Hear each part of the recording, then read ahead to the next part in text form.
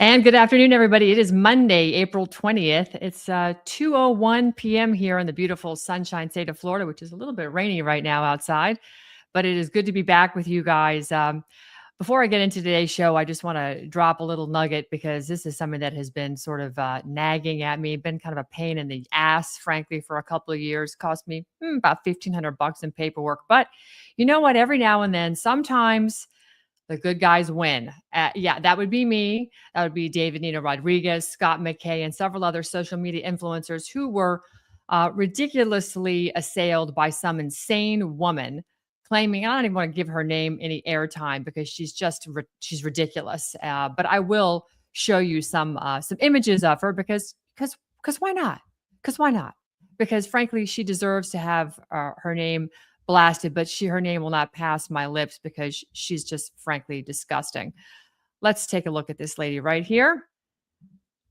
This lady right here. Read it and weep because this woman filed fraudulent UCC1 liens against myself and others. And about 2.5 years ago, I had to start. I started on this journey with a wonderful woman named Anne LaFleur, who's going to be a guest on my show in a few weeks. But she coached me through how to deal with this because, frankly, a UCC1 lien is a Universal Commercial Code contractor's lien that if I have a roofer putting a roof on and I don't pay, he'll lien my house. So if I go to sell my house, he gets paid. She claimed I copyrighted her name, which I've never even said her name publicly anywhere for no copyright violation, but you can't do that. And she filed this fraudulent UCC1 lien. In fact, according to Florida statute 713.31, any person who willfully files a fraudulent lien commits a felony of the third degree. So she has now gotten her comeuppance because she's gotten 10 years of prison time for this, and she's been in prison now for quite some time. The paperwork that I filed went to attorney generals in several states. She had outstanding warrants in a couple of states. It went to sheriffs in all of these states. It went to the governors, lieutenant governors, et cetera, et cetera, et cetera. But it went everywhere. And eventually it caught up with her. So the next time you find yourselves getting harassed by idiots out there that don't know the law, but claim that they do, and they create a following. I mean, if you read up on this woman, you'll find out she's really she's something special. That's for sure. She is something special. So I'm glad to say that she's now behind bars, and I'll be talking about that with Scott McKay tonight on his show. I believe we're also going to have the Florida gubernatorial candidate for the Republican nomination, Paul Renner, on with us this evening, and we're going to talk about something far more important because, frankly, that's what we need to be talking about, how we're going to fix our country. But frankly, I will mention this to the candidate, to Paul Renner, because no state through their Department of State should be able to allow somebody to file a fraudulent lien against you without any contract or paperwork. There is nothing between me and this crazy wretch. But whatever, it's over, it's done. And yes, the good guys won. All right, we're going to be talking about artificial intelligence today, the Endgame, because we're actually watching something unfold in real time that most people don't even fully understand. But you know what? You guys feel it. We're all using it. I use Chat. I use Claude. I use Grok. I use a number of them. I'll fact check Google, and I'll do a lot to sort of reference each other to see, am I finding the actual truth? It's great for digging in certain areas, which is fantastic. It's great when I'm looking up, codes and statutes. I use it all the time because it's a lot faster than Google and it's easier to sort the information. But artificial intelligence isn't something that I think at this point is some like long, far away, distant idea. No, it's really here, and it's integrated into every layer of our society, into our communications, into our economies, our information systems, even how truth itself is basically designed, defined, and distributed, right? Because what I'm seeing when I'm looking into AI is it's starting to morph the facts to slant in a direction that is more meaningful and powerful to me. So is that really helpful? Am I really getting the truth? So I think, what should concern every single one of you right now is the speed. And when I talk about the speed, I'm talking about the speed of which they're popping up these AI data centers. So here in Florida, we're battling this. We've got 4, 2 that are sort of at bay, but 2 that they're hot and heavy into. And Byron Donalds, by the way, if you live in Florida, do not vote for that heathen. There's so much coming out about him, including the fact that he wants these AI data centers on every corner like a Starbucks. But this is something that's being, very powerful. It's being pushed very fast. And you have to ask yourself why. Who's driving this? Who benefits? And more importantly, what are they building that requires this level of urgency? I mean, didn't we have a cloud that sort of perfecting all this information for us already. Now, why do we have to have these big buildings everywhere? We've seen this sort of pattern before, right? Crisis, cough, cough, COVID, some sort of acceleration. There's mass public confusion about this. And then these permanent systems are put in place before people even realize what's happened. But this time it seems a little bit different. This time we're talking about technology that just doesn't influence behavior. It can shape perception, control access to information, and potentially replace human decision making altogether. So today we're not just going to talk about AI as a tool. We're going to talk about the end game. Joining me is someone who I've had on the show many times. He's been on the front lines of this battle over information censorship, building parallel systems outside of big tech control. Jeff Dornik is a conservative media personality. He's the host of the Jeff Dornik Show and Unsanctioned, and the CEO of PickAx, a social media platform, which if you're not on, get on, because he has focused PickAx on creating a space for real free speech and real uncensored dialogue. He's not just talking about problems, he's actually building these solutions and alternatives. Jeff, welcome to Steel News. Welcome to my show. It is great to have you on. And I'm so glad that we're here having this conversation, because they're trying to put 2 AI data centers literally within 10 miles of my house right now. Yeah, it's great. I mean, they're doing this everywhere across the country, and there's this race to dominate in the AI space. And the thing that they don't tell you is that whoever wins the race basically rules the world. And really, when you think about how crazy this is, like a lot of people are like, come on, it's inevitable. AI is coming. We just have to accept it and just go along with it. But I'm like, have you mapped out where this is going? Because when you think about it, and we can dive into the details and all of this, but the way that I look at it is that there's a race for artificial intelligence and the development of that. There's a race for developing quantum computing. When you Right. combine quantum computing with artificial intelligence, it basically becomes self-learning, and whoever achieves that first will basically rule the world, because nobody else will ever be able to catch up. And so right now what we're looking at is we've got several US based companies basically in a race against the CCP in China, and whoever reaches that ultimate goal first of combining quantum computing with artificial intelligence technology, basically, like, nobody will ever be able to have anything encrypted. There'll be no more secrets. They'll have access to all nuclear, information and codes, and like there will be like whoever achieves this first dominates the world basically until the end of time. And that I think people haven't really mapped out and aren't really considering how fast this is going. It's kind of mutually assured destruction. So when you look, that's that's pretty heavy there. What you just said, mutually assured destruction. Because when you look at the rapid expansion of AI right now, what is the real end game? I mean, is it mutually assured destruction? Is it important that we beat China in this artificial intelligence revolution? Is this about innovation? Is it about efficiency? I mean, or is it just really singularity? They really want total centralized control, and it's going to be, well, is it going to be the good guys or the CCP? I mean, who are the good guys at this point? Because from where I'm sitting, I'm not even sure the United States government are the good guys at this point. Where are we going with this singularity? I don't think there are any good guys in this race at all. And this is the thing. What you have to look at is you have to look at what's the worldview of the guys that are developing this technology. We understand the worldview of the CCP and China. Like for them, it's ultimate control, ultimate power, and I think that their goal with artificial intelligence again is world domination. They want to replace the United States of America as the world superpower, and they're doing it with AI. And in all reality, they may actually beat us in this AI race because they're willing to throw anything and everything that they can at it without restriction. On the flip Well, side, go ahead. no, because I hear what you're saying on this race, but I mean, our government is, quickly feeling the pace that feels very unprecedented. And from where I'm sitting, I'm wondering, are they really worried about being number one in the AI race? Are they more concerned about getting this system in, this digital Palantir prison in place before the public wakes up and can push back in any sort of meaningful way?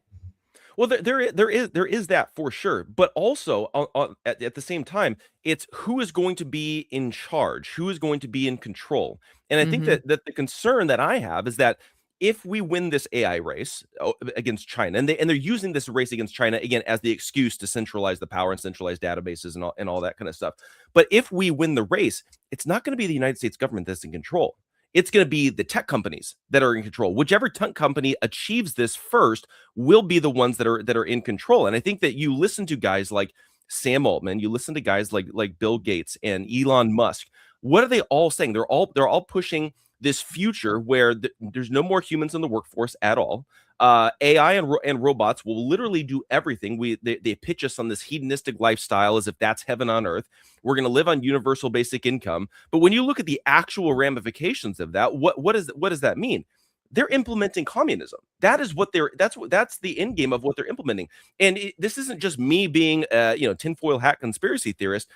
Elon Musk went on Joe Rogan's podcast the last time, and he Right. literally said his own words that I am using capitalism in order to usher in a communist utopia. And the reason why communism always failed was a lack of resources. But with my Optimus robots and artificial intelligence, we won't have a lack of resources. We'll never run out of anything. We'll have a surplus. And thus, we can finally implement a communist utopia. And nobody bats an eye. So I'm trying to find this post right now. There was a post I got. In fact, I can't, unfortunately, because the timer on my Signal chat that I get I got this in is now past the expiration date, so it be gone. But somebody put a post up yesterday. You might have seen it. It was a real long rant about how great artificial intelligence is, and that going into singularity is really where it's at. I mean, it made this bizarre dystopian case for how there's not going to be money anymore. It's sort of like Star Trek in a way. Like we've jumped into Star Trek, the next generation, where you never see them talk about money. They push a button, food appears. Their entire mission is to better humanity. And I don't know if we can go from where we are today to jump into that complete mindset, because look who's running the world. The most hedonistic elitists out there that are mass consumed with just hoarding as much money as possible.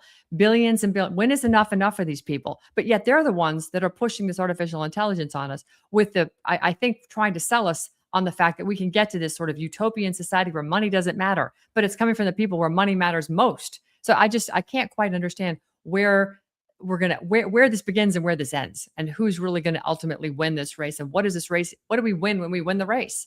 Right. Well, the reality of it is that money, in the way that we understand money, it may not matter at that point. But what will Mm, matter is power and control, and who right. has the power. And it's going to be centralized into this very small elitist group of people that will control everything. And then the rest of us, like the World Economic Forum said, will own nothing, and we'll be happy. And Elon went on, had a conversation with Benjamin Netanyahu. I think it was 2022. It was right before what happened on October 7th. So it was pre all the craziness that happened.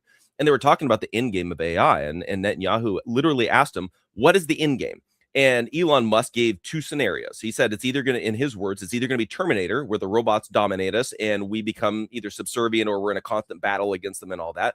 Or the scenario that he's trying to implement would be what he described as heaven on earth.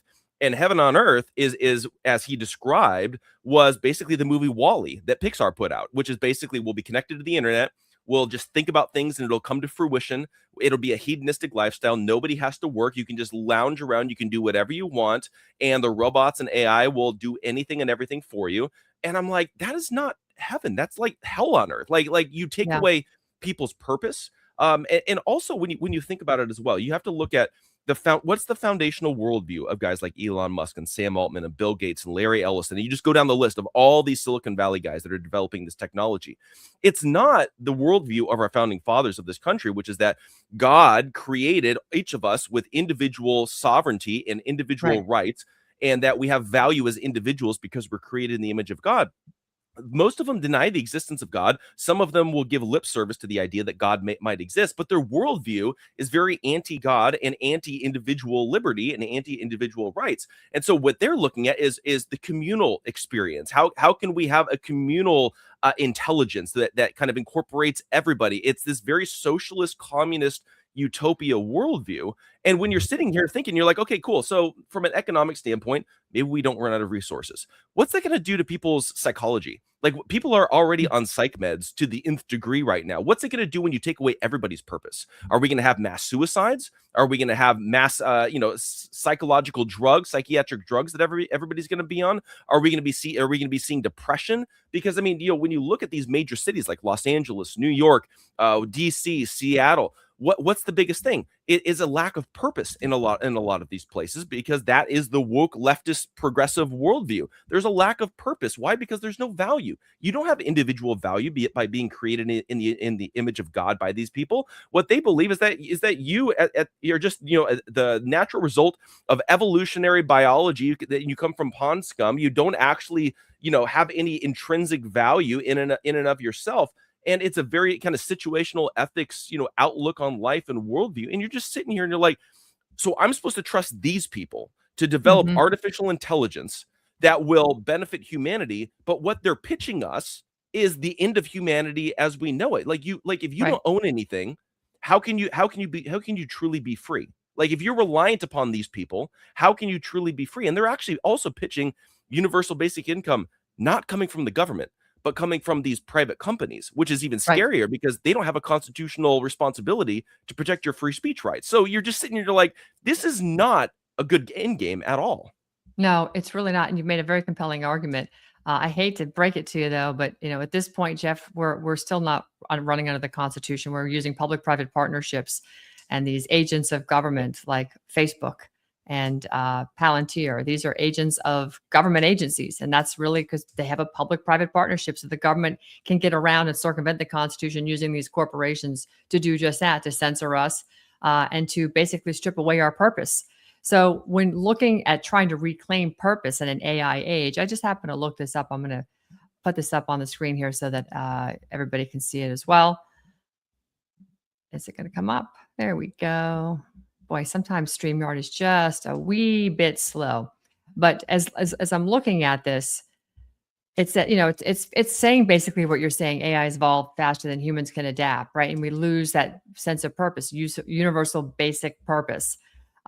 All the obvious things: workforce replacement, existential nihilism, loss of humics, the unique human elements, true creativity, social authenticity, and personal growth are threatened when we stop engaging in the difficult process of creation and we rely on AI output. Evolutionary misalignment: humans evolved to work for survival and community. Removing the need for human labor cuts off from this deeply ingrained purpose. So when you move forward towards how do you reclaim your purpose in an AI age, it talks about focusing on humics, redefining work to emphasize skills AI cannot easily replace, such as complex interpersonal interaction, empathy, and high-level strategy. So who does that leave? If you just take this right here, who does that leave in terms of a workforce? I mean, I don't know. And at a certain point, like I guarantee you, AI is going to be coming for those jobs too. Like Right, literally, what these guys are saying is that the end game is that robots and AI will do everything. Like to me, like those kinds of things would be like counselors and psychologists, but they're already developing AI to do all that kind of stuff as well. And right, so it to me. The really big thing that we're looking at in the implementation of all of this and the net result of all of this is that we're becoming more divided. We're not having those face-to-face human connections like we used to have. We're being right. taught, let's live in this digital world. I mean, Meta is developing their own metaverse, very much like the Matrix. Yep. I mean, Mark Zuckerberg as well. Like one of the things that they're developing, they spent like $65 billion in developing artificial intelligence for the future. But specifically, one of their goals is to replace human content creators with AI generated content creators, because then number one, they can continue to claim to be a free speech platform because they don't have to censor AI that they created and that they control. It'll be better for advertisers. They're trying to train us to be consumers, not creators. And Right. when you think at the net result of the development of AI, what are we doing? We are foregoing our individual creativity, our own original ideas and thoughts, and we're passing them on to AI. I mean, just look, for example, like you had that search result up, right? And what were Mhm. you looking at? You were looking at the Yeah. AI generated response. You're not Yep. looking like it used to be. You go to Google and you see a list of different blogs and articles and websites listing, and you look at, I don't recognize that. Oh, that's a name that I know and I trust. I'm going to click on that and I'm going to go over there and see what their perspective is. And then you can go back and you can look at a few others. But what's AI doing? AI is looking at the aggregate information of all the search results that are in there, and then giving you its biased result of the information. And then what's that doing? It's cutting out your reliance upon human ideas and human Right. perspective. And then now what are you doing? You're trusting the ultimate expert. And what did we all fight against COVID, which was this idea and this narrative that we're supposed to trust the experts. What's the next step in that? The next step isn't just trust Anthony Fauci. The next step is trust artificial intelligence, which can be, in their words, the neutral arbiter of truth. I mean, even Joe Rogan is out there pitching the idea that eventually we should just have an AI generated president of the United States that could be neutral, not going to have human biases. And you're just like, is this really where these guys think that we should be going? What about the human element? Because there's something very, very interesting. Like, you and I have met in person multiple times, right? At different events and things like. There's something about making a connection with somebody face to face. That's right. No screen. There's a human thing that I think is God created, and I don't know what scientifically that would be, but there's something about meeting something in person where now you have this connection of, like, you feel like you know that person in a different way than just meeting people on a screen. And I think that what's happening is we're all being divided, and I think that this is obviously this is leading to a lot of the inflamed rhetoric. It's leading a lot to the hatred, the extremism, people going to the extremes on all sides of political aisles, all different positions. Because what? Because we're not actually connecting with other people. Like, and I think that's the end game here as well. Divide and conquer. That's really what they're doing here. Yeah, and it's very interesting because I'm looking at I don't know what gen this would be, the generation of the 15, 16, what's the next generation now after Z? Is it Z? I couldn't even tell you. Maybe I've lost track. The young kids today, the teenagers today, you know what they don't want to take with them anymore? They really don't want these things anymore. You know why? Because this is mom's track and trace. Mom knows where you are. And if you say you go to little Johnny's house and you're over at little Jimmy's house doing something you shouldn't be, mom knows. And they don't want to be tracked and traced. And so I see the younger generation trying to get away from this. I'm seeing in my own neighborhood more kids that are 10, 12, 15 outside playing now. I haven't seen that since COVID, since before COVID. It's been 10 years almost, right? Since I saw kids playing outside. So it's really kind of interesting to see sort of the shift. So I'm wondering if the more they push this on us, Jeff, the more the youth is going to rebel because they understand the implications, and they've now trying to figure out workarounds. How do I get away from it? Because it's the track and trace. They may not understand Palantir. They don't understand the politics, but they know what it means to them personally. You and I can sit here and go, wow, we see what this means from this level up here. We see the policies, the procedures, the people that are in the White House, et cetera.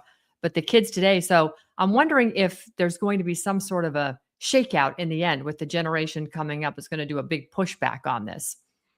Honestly, I hope so, and I've been seeing a lot of that same trend in a lot of people that I know that are younger, where it's like they it takes them 5 days to return a text message because they barely check their text messages and emails and all that, and on one hand it can be frustrating for a lot of people because you're like, dude, just text me, like, it's fine. But also on the flip side, it's like it's kind of nice and refreshing that people these kids are not addicted to their phones like the generation before them. It was interesting in church yesterday. My pastor made a comment that the Bible always talks about point your eyes up to heaven, and what is technology forcing us to do is to look down. And he's like it's crazy how technology is always pushing us away from what the Bible says that we should do, even something as simple and basic as that. And I think for me too, this is also one of those things that's been a really big driving force in my development of PickAx, as well as like, how do we bring back this human connection? And one of the things that I'm trying to do is like, let's schedule some in-person events. Like this summer, we're going to be doing a big concert on the beach with Switchfoot Down. It's like, let's unify together, like, and actually make human connection. And in a way that these social media platforms right now, they're all dividing us, and AI is dividing us and keeping us separate from each other. And I think that's so important. Because we're missing out what it means to be human. I remember it was last year. I had a conversation with Nicole Shanahan about this very idea of how AI is going to dominate everything, and we're like, we need to start focusing on how do we create these human-centered spaces in alternative parallel economies where we can go about and live in the future of this AI-dominated world that we're being kind of checked out from the AI system, but in order to do that, we need to start focusing on it right now. And I think that one of the big things that I think that people can really be inspired by, I guess, and have hope is that the AI dominated governments and companies and all of that, they only win if we comply. When you think about it, and I think the evidence of that is that they're constantly having to push propaganda and lies and manipulate us because they need our buy-in, because they know they can't control however many billions of people are on this planet. They can't control even the 350 million people that are in this country without our buy-in and our being complicit in everything.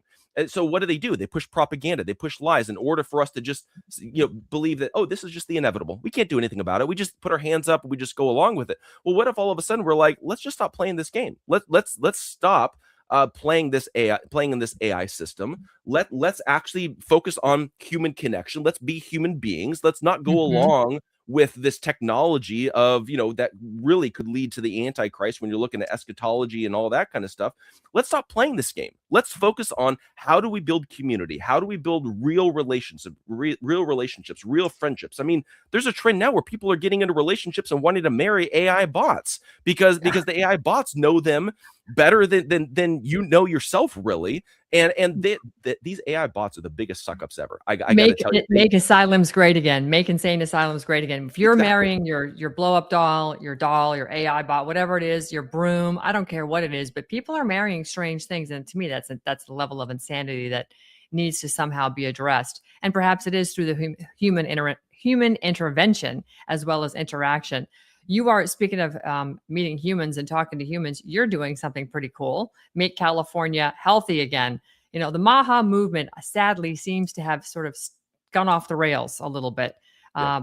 Robert Kennedy, Bobby Jr., is Secretary of Health and Human Services. Excuse me, I should give him the proper title.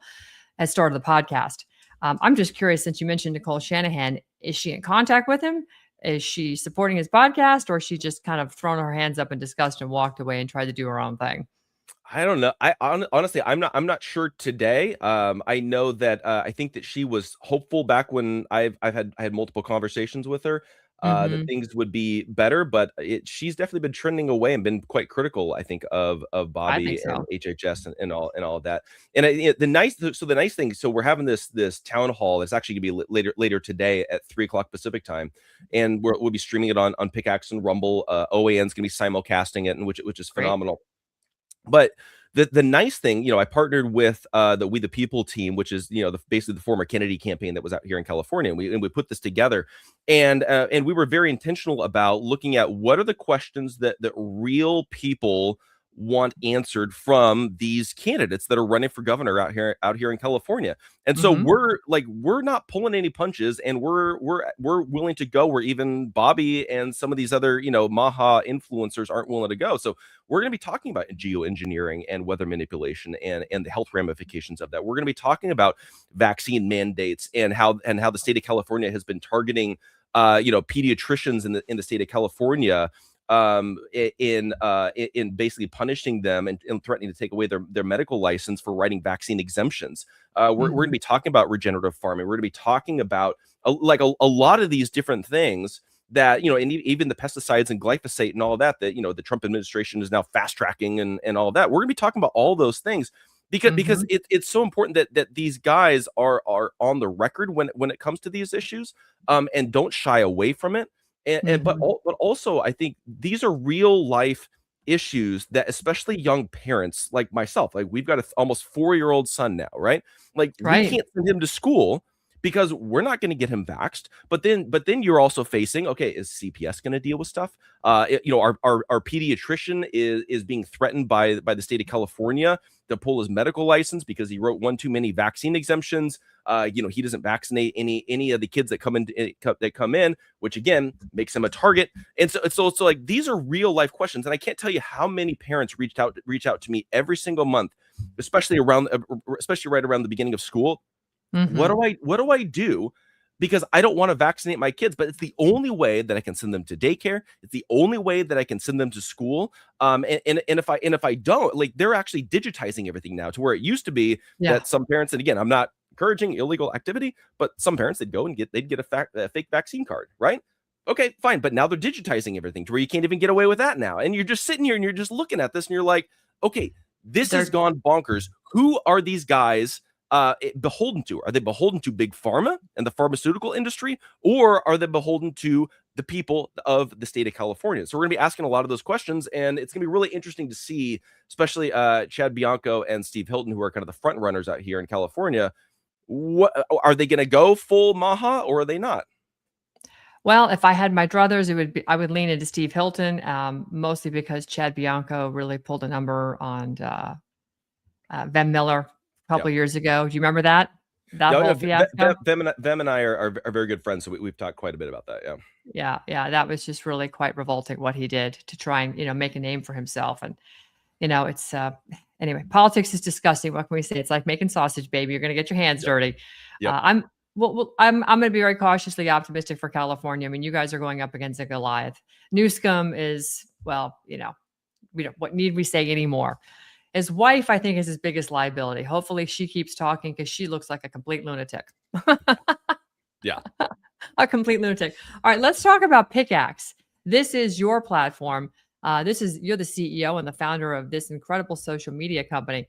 Talk to us about, again, I want my audience to understand what was the inspiration other than we need free speech and stop getting censored. We're all still getting censored on X. We're losing followers. We're battling with trolls. It never ends over there. And we have to support platforms like PickAx where you do get free speech, where you aren't censored. But this has been a big, heavy lift, and it seems that you've done this almost on your own, Jeff. Yeah, no, I mean, I've got a phenomenal, dev team that I've worked with, to build this out. My CTO is phenomenal. She used to work at, Facebook and Instagram, and so she's seen the other side of social media and how the big tech platforms work and all that kind of stuff. But really, it started out as, okay, how could we create a free speech platform the way that I wish that free speech platforms would be? And then as time went on, and I began seeing how Elon Musk, has a policy in his terms of service saying that you have freedom of speech, but not freedom of reach, which means that they'll let you say what you want, but that doesn't mean that they have to let anybody actually see it. I was like, Right. well, that's technically not free speech. That's, if you go back to what the founding fathers said, it was without limitation. And so when you actually look at the wording of the First Amendment, it's like, well, can you claim to be a free speech platform if you artificially limit people's reach? I would argue no. So what we ended up building out with PickAx is this idea of an algorithmically free social media platform. So we actually don't implement any AI or computer generated algorithms. And so in fact, you as the user are the algorithm. And so what ends up happening is algorithmically we don't input social media platforms. We actually don't implement AI or new content into the platform. You as the user are the algorithm. People that you don't follow. So what ends up happening is if algorithmically we don't input social media on AI, and that will then that into your newsfeed along with your comments. That can be the one that goes to follow your content and use all these stuff. It's a very organic way on as opposed to AI relying on that AI that's stalking you and tracking you and seeing what you're interested in and all that. And so on the flip side as well, one of the things we're really on as opposed to is helping that AI beings to human beings. We're rolling out an email newsletter feature very similar to Substack here in the next couple of months. We're beta testing that right now. So I've completely left Substack, and now I am exclusively on PickAx now as well for my email newsletter. And so we're going to be rolling that out here. Did you import your emails from Substack? Did you import your email? Did you import your email database from Substack? Yep. Yeah. So you'd be able to download your email list from Substack. You'd be able to upload it into PickAx. And then we're working on being able to actually import your previous articles and newsletters and stuff from Substack into PickAx as well. So then you'd have your backlog as well. So we're working on that as well, because a lot of people have been experiencing like the shadow bans and the manipulative algorithms and then being categorized in particular categories to push them off to the side. And so we're like, well, let's just bring it back. So the whole idea here, though, is how do we help you connect with your audience more effectively and more efficiently? So if somebody says that they follow you, they're telling me as the platform, I want to see this person's content. Whereas if you're on X or you're on Facebook or any of these other platforms, what the platforms are saying is we are going to override your decision to follow this person because we think we know what kind of content you should be seeing, and it may or may not be the people that you follow. So we don't want to violate that trust. We don't want to get in between you and your audience. And so everything that we're doing is how do we connect people with people that they actually want to follow and connect with. And so we'll have the email newsletter feature coming out soon. We're going to be implementing short videos, so kind of like Rumble Shorts, Instagram Reels, that kind of thing. That'll be coming out very, very soon as well. And we're just going to be developing more and more features to help connect people to people more effectively and short videos. So kind of like That's Rumble just Shorts, incredible. Instagram Can we Reels, that walk kind of thing. through That'll be coming perhaps showing out very, folks very just a soon little as bit well. about it? I mean, we'll push And a we're couple just buttons together. In fact, if you want to share the screen, I'll let you drive. I think people really need to become more familiar with the social media yeah, for sure. Let me go, because right now you can see on my PickAx. Can we walk through perhaps showing folks just a little bit about it? Anybody to watch? A couple buttons together. In fact, if you want to share the screen, I'll let you drive. I think people really need to become more familiar with the social media. Yeah, for sure. Because right now you can see on my PickAx. Can we walk through perhaps showing folks just a little bit about it? Anybody to watch? A couple buttons together. In fact, you want to share the screen, I'll let you drive. I think people really need to become more video that's there on the yeah, for sure. Because right now you can see on my PickAx. Okay, are you able to see that on the screen now? Let me come back. Let me take this out. Okay. Okay, perfect. There. So this is like basically what Thank you, PickAx Mr. Wonderful. By the way, I see your comment, Mr. Wonderful. Thank you. I'll look at that. I don't know. I didn't hear it. Did you hear an audio loop or something, Jeff? Yeah, I think it was the video was playing inside the screen that you were sharing, and so it was just kind of looping through. Yeah. You know what? I hit mute up here, but I forgot you got to mute it in the video. My bad. Yeah. Thank you, Mr. Wonderful. Okay. So when you're looking at here, so this is your basic feed on here, very similar to like what you would see on all the rest of the platforms, very typical social media, feed kind of a thing. But again, so the way that we set this up is that it's chronological. And so, it's going to be showing in order of when things are posted, but if there's a comment or engagement or things like that, it'll get bumped back up to the top or organically. So then that way, that would be the most likely thing that you're seeing. So you're either seeing the most recent thing of something that's posted by somebody that you follow, or something that of somebody that you follow that where there's engagement or conversations happening and things like that. So that would be that's the way that your news feed looks like. You have your feed. You've got an articles feed where you'd be able to see all the recent articles that are posted by people that you specifically follow. You'll have a video feed, and what we've done with video right now is that we integrate with Rumble. And so if you post a link to a Rumble video and you post it on PickAx, it'll auto-populate the player in the newsfeed, both on the web and the app, to where it's playable in the newsfeed as if native to the platform. We're going to replace that with our own version of Shorts here very soon, to where your video feed will be all of the shorts that you actually upload directly to PickAx, and we'll be rolling that out here in the next month or two. So that feed will be specifically that. So that'll be very similar to like an Instagram Reel, Rumble Shorts, YouTube Shorts, that kind of thing. So that'll be coming here very, very soon. You can also subscribe to your favorite content creators that are on the platform. If you do subscribe, you can either be a free subscriber, and eventually what that will be is that you're basically subscribing to their email list. Very, again, similar to Substack, where you start getting their articles emailed to you. It'll also show up in your newsfeed that way. But then also, if you become a paid subscriber, then you would have access to all those articles that are from your paid subscriptions will be showing up in this feed. We've got a trending tab. Right now, again, you see the trending posts, the trending articles, trending videos. That's just showing what's most relevant on the platform right now at that moment. We're going to eventually be breaking that down by category. And so actually, when you sign up today on the platform, you can actually go in, either in the sign up process, or if you already have an account, go over to your profile page, and you can select up to 2 categories of what kind of content your content fits into. And then we're going to begin to break down the trending tab based upon those categories. And then you'll eventually be able to adjust those categories as well for each individual specific post. So that'll be coming soon. That's really cool. Yeah, well, so that's cool, but then also we already have this implemented where you can see the top users that are on the platform, and this is based on the number of followers, engagement, views, all that kind of stuff, and then you can break it down based on which category within the platform. So then you can see, okay, here's the top accounts that are on PickAx right now. It's ranked based on the category as well as their overall ranking as well. So you can kind of gamify it a little bit, see where you are, throwing a little bit of old school MySpace days into it with how we're implementing this. MySpace, that's a blast from the past, Jeff. I know. One of the things we're going to do is we're going to implement your top 8.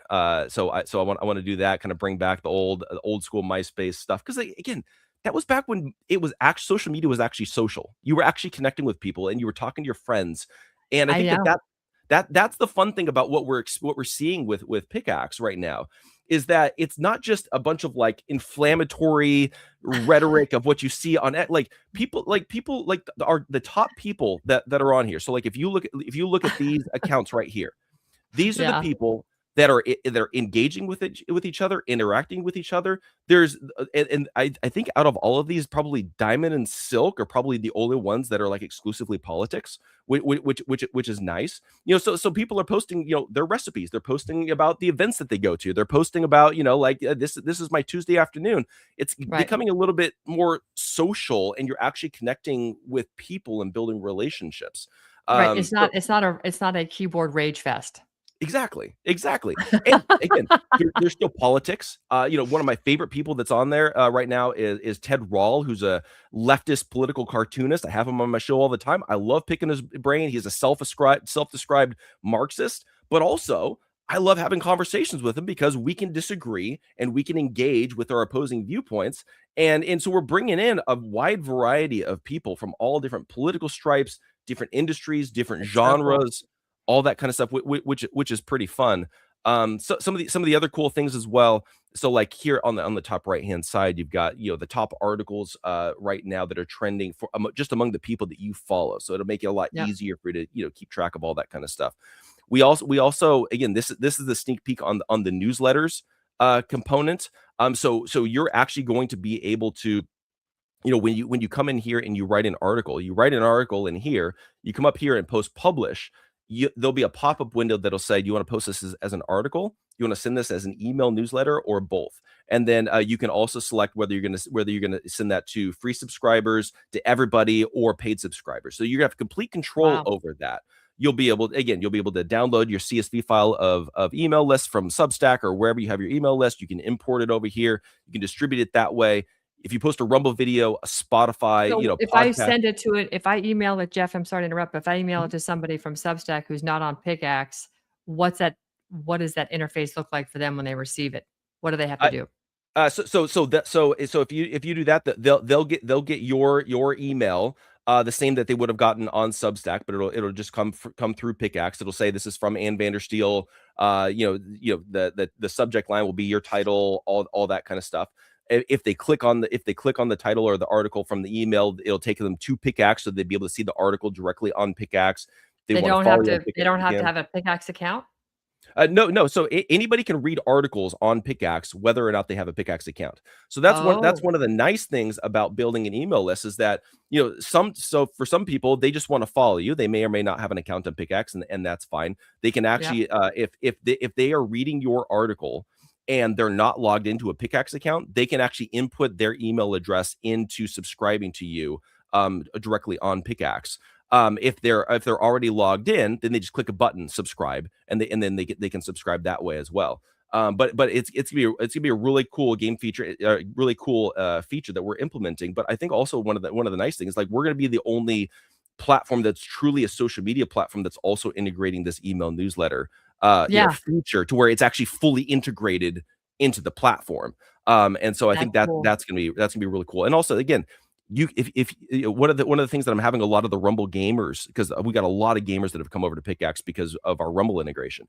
Like, they're using the email newsletter in order to promote their live streams later that day, because there's no other social media where Rumble live streamers can actually promote their Rumble videos without getting penalized in the algorithms. Because if you post an outbound link, let's say on X or Facebook, to Rumble, you actually get penalized in the algorithms. And so That's with right. PickAx, they're coming over because it's playable in the newsfeed. They can actually post an article or send it as an email newsletter to their subscribers with the actual Rumble video in the article itself, and say, hey, tune into my live stream. I'm going to be live tonight at 6 o'clock Eastern. And then they send it out. Now it's easy promotion for them to promote their live streams, and we're seeing an increased number in monetized views on Rumble from our PickAx live streamers, which is really cool. That's incredible. That is so cool. I know it's just kind of a nightmare if you people have now gotten to the point where they're writing their URL out and they're putting .com because they don't want to get penalized just for putting a hyperlink in there. Glad people Totally. can figure that out pretty quickly. Yeah.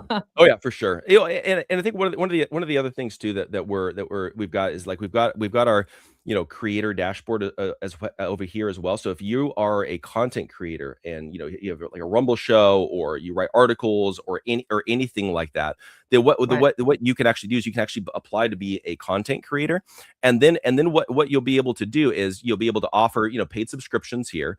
You'll be able to have advertising, generate advertising revenue from a combination of affiliate advertisers that we partner with, as Mhm. well as we're rolling out a rev share model as well, to where we're going to take 40% of our advertising revenue. We're going to divvy it up amongst our content creators based upon their engagement and their views, and a wide variety of analytics. So it's very difficult to game the system.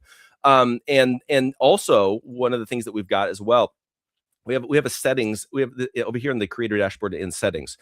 You can adjust your email subscription blurb, so that way, if people are reading your article, you can customize the pitch that you give to people in order to subscribe to you. But you'll also be able to input an RSS feed that will auto post, if you have a blog, Yep. or a Substack. You could actually put in the RSS feed. It'll auto post your article in real time on PickAx, along with like the first sentence, or you'll pull in the metadata and all that kind of stuff. Makes it a lot easier for bloggers or news outlets or things like that to come over as well. And then we're working with the Rumble team right now to integrate the Rumble auto posting. They're developing an API for us as well, so you'd be able to put in your Rumble channel and then auto post in real time to PickAx here So in very other words, if soon. it has my Rumble channel, I go live, it automatically goes live on PickAx. Yep, yep. So That's yeah, freaking awesome. That yeah, would be a huge, I mean, that would be a big bonus for Rumble, to be honest, because Rumble, of all the places when you stream, it's difficult. You can't just, like, YouTube is static. You can just send it and it updates the graphic, whatever. But on Rumble, you've got to go in and touch everything. It's really painful. It's totally. painful. Yeah. So for me, I'm just looking at this. I'm like, okay, so me, as somebody who's been writing articles for a long time and hosting a show and doing all, it's like, what do I want in a social Right. media platform? And that's kind of what we've built out, and that's what we're continuing to build Incredible. out. And it's gonna be a lot of fun. And now it's literally just, let's get as many people as we can on there. And I think the key as well is that creating a really cool community of people, that are on the platform. And one of the things one of the constant feedbacks that I'm getting from people is that I have like 100th of the audience on PickAx than I do on X, but I'm getting like 10 times as much engagement and conversations and things like that happening on Mm. PickAx, specifically because you're living in an algorithmically free social media space, to where the people that are seeing your content are the people that follow you. Those are going to be the most likely people that actually want to engage with your content. It's not some AI that's coming in and deciding, we think that this person should see your content, that has Yeah. no relationship with you. They don't follow you. And then all of a sudden, then it artificially limits you in the algorithms, because guess what? None of those people engaged with your post. It's like, well, of course, because they don't follow me. You showed people that don't follow me my content. Of course, they're not going to engage with it. You come over Yeah. to PickAx, all of a sudden, you might have 100 followers, and you're getting 10 times as much engagement as you got on X, because those are people that actually follow you. You're actually building a community of people. And I think that's the fun part about all this. And so for my audience, which is heavy, heavy politics, they don't know that I love to cook. They don't know me and my husband both love to cook, and we have fun cooking in the kitchen together. I mean, that's like a hobby for us, a pastime. We love to have people over and entertain and feed them and all this kind of stuff. It's, but they don't know that about me, because that's not what I talk about on social media. I'm here to do a job, crank, get, save the country, get conservatives in office, blah, blah, blah, blah, blah. But there's like a whole other world out there, and to me, it's nice because when I need to get away from that, I just shut the phone off. But what you're presenting is you can still have that, and you can get away with it, and you can have real engagement. People aren't just going to drop off, and the algorithm is going to just block you from seeing other content because they know you talk about politics. They're going to allow you to engage with a whole other world out there, which is what X has done. It shuts you off. It puts you in a silo. I'm losing like 3,000 followers, and then they're coming back. It's bizarre. I mean, there's no rhyme or reason there, except for the fact that it's the X algorithm and they call it bot cleaning or whatever. I think it's bullshit. I think they're just doing whatever they want to do because you said of name of a foreign country that you're not supposed to say. You know what I mean? Mhm. That's basically it. They shut my X space down twice the other night. Doug, that was who's in the chat right now, was I think he stayed through through the end, or almost to the end. But we got shut down twice before we finally got the space to cruise for a good 3 hours. It was ridiculous. But that's X, because you say the third rail and you're done. Right. So it's nice to know we have a platform that is out there. I think what you're doing, particularly with the articles, is freaking fantastic. And with Rumble, I think that's absolutely fantastic. So, Yeah. No, um, kudos. I appreciate it. And I just think, it's fun for me having a space and having a platform that's not just 100% politics 100% of the time. And again, Mhm. there's still plenty of politics that are on there for sure, 100%. But also it's like I think when you're on these other platforms with the algorithms and the way that they're established is that they always the basically like the Instagram and the experts, they always say you need to niche down. You need to stay within your niche and focus because the algorithm likes your niche. And for us, we're like, without an algorithm, you kind of be free to do whatever you want. You don't get penalized by anything, right? That's And so right. like we've got everybody from people talking politics on both sides of the aisle to where we've got this one girl, Gigi. She's known as the salmon queen because she eats 12 pounds of salmon a week, and she's posting, all the different ways that she can cook salmon. And it's like she's one of the most entertaining people that you will ever talk to or ever That's see, great. but all she does is literally talk about salmon all day long, 24/7. It's like you get this wide variety of people, and again, we're multifaceted as human beings. Like That's for me, it's right. like I've been talking about politics and medical freedom for years and years and years, and it's like people And what don't has know it that, like, gotten us, Jeff? What has it gotten th- us? They still right, have COVID shots out there, right? They're still putting exactly. RNA in everything. Exactly. But also, like, most people don't realize, like, I'm really into rock and roll music. Like, I used to be a worship leader. A lot of people don't realize that, like, I play basketball very, very competitively. Like, I used to play basketball with like the same tournaments as like LeBron James and all these guys that are now retiring, which kind of makes me feel a little bit You're old. very tall. Yeah. But it's like I've got everybody has these different interests. Like you said, like you love to cook. A lot of people probably don't know that because it's like you're not incentivized to post that on social media. It's like, No. why can't we just start being human again? Like talk politics, but then also talk cooking, talk food, talk your favorite movie, There talk you about your go. favorite Make show. being human great again. There's your tagline. Exactly. Exactly. So, Make being unique awesome. yeah, so it's gonna be fun. So like coming up this summer, we're actually sponsoring. There's a Grammy award winning band called Switchfoot, and they put on an annual what they call a bro-am every year, and it's basically a surf contest in the morning on the beach, and then they do a concert in the afternoon. And so we're actually going to be one of the main sponsors for the event. So we're sponsoring the VIP pit and all the VIP tickets and all that kind of stuff. And so we're gonna have a booth and all that. But like one of the things that we're doing is we're getting a bunch of people together and let's Mhm. go hang out. We'll hang out on the beach. We'll go surfing. We'll rock out to a concert. And I believe, and they haven't confirmed the lineup, but Switchfoot's right now touring with Fuel and Lit, and so it's going to be a really cool concert that they'll have on the beach. And we're already getting a bunch of people that are going to come down and hang out at the booth. We're going to convert our booth into this kind of like lounge PickAx hangout spot and all that. So like we're getting a bunch of the OAN hosts. They're going to be coming down and hanging out with us. I believe George Papadopoulos and his wife are going to come down and hang out with us. And just Oh, like let's get down and like a bunch of people in politics, but it has nothing to do with politics. Let's just hang out and be people again and just hang out on the beach and I all that. love So, it. so we're actually getting a lot of people flying in because they want to come hang out. And so it's gonna What's it's the gonna be date? it's gonna be a lot of fun. I'm sorry, The date is when June is it? 13th. June 13th. There it is. Yeah. June So 13th. yeah, Beach Fest. I love it. yeah. Moonlight Beach. You should come out to Communist California and we'll hang out on the beach. You know what? I'm trying to figure out if I can make it out there June 13th. I've got to check my schedule, but that looks like so much fun. Communist Yeah. California. And the nice thing, it's like it's a free concert. Yep. On the beach, there's like 17,000 people that are show up every single year, and but Yep. but all the money and all the proceeds go towards like local organizations and homeless kids and teaching kids music and helping families or like it's a really cool fundraising thing. So we're gonna be doing a lot with Bro-Am in the future as well, as a platform too. So. I love it. I love it. Pickaxe on the beach, Bro-Am, June 13th. Be there, be square. Get over to pickaxe.com. Check out Jeff's page, check out my page. I need to do better over there. I've been sort of listing on social media because I'm just so burnt out of just the keyboard warrior. I know. It seems unproductive at this point. We could be Yeah, doing more productive things. This is why we have foundations because we're actually doing stuff. totally. We're helping people now. And I don't talk about it enough. I should do more talking about what we're doing because it's actually positive.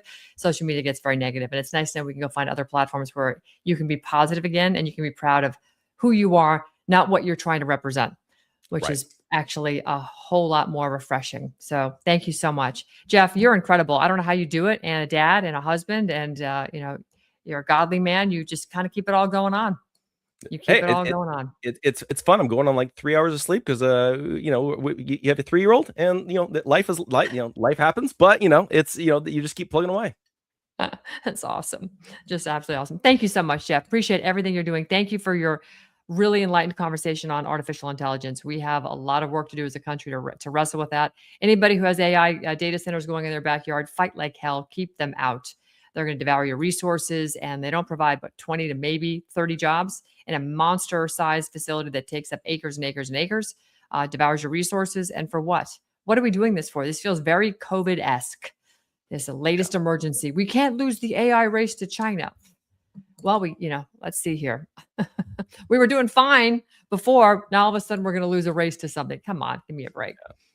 Yeah. Give me a break. Anyway, Yeah. Jeff Dornik, you guys follow him over on PickAx.com/Jeff Dornik. He's on X at Jeff Dornik.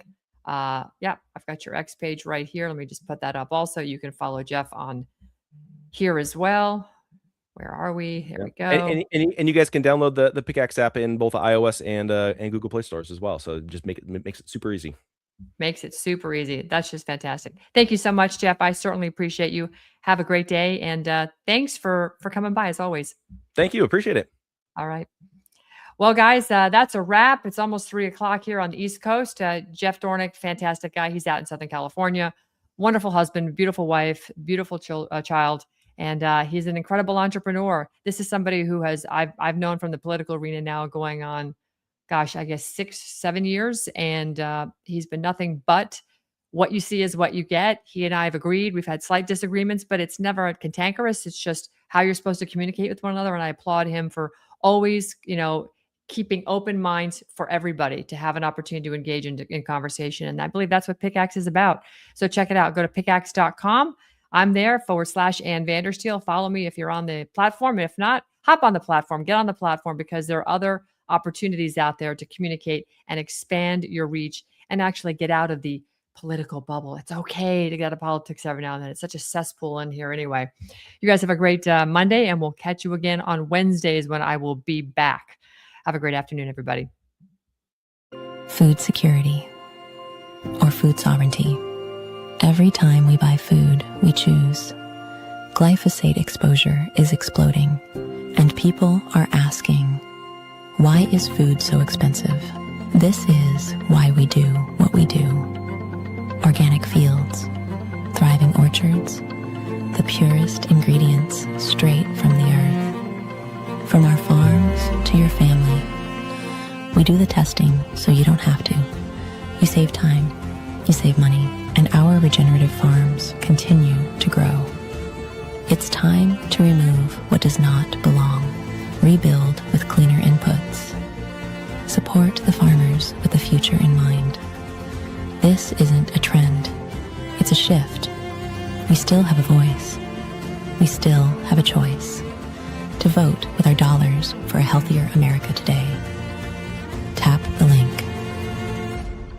Are you ready to take your health back? At vandersteelhealth.com, I trust Purium's powerful superfoods to fuel my body with clean, plant-based nutrition. And in a world filled with toxins, Biomedic is designed to help support your body's natural detox process, even from glyphosate exposure. Real nutrition, targeted support, no junk. Go to vandersteelhealth.com and take control of your health today.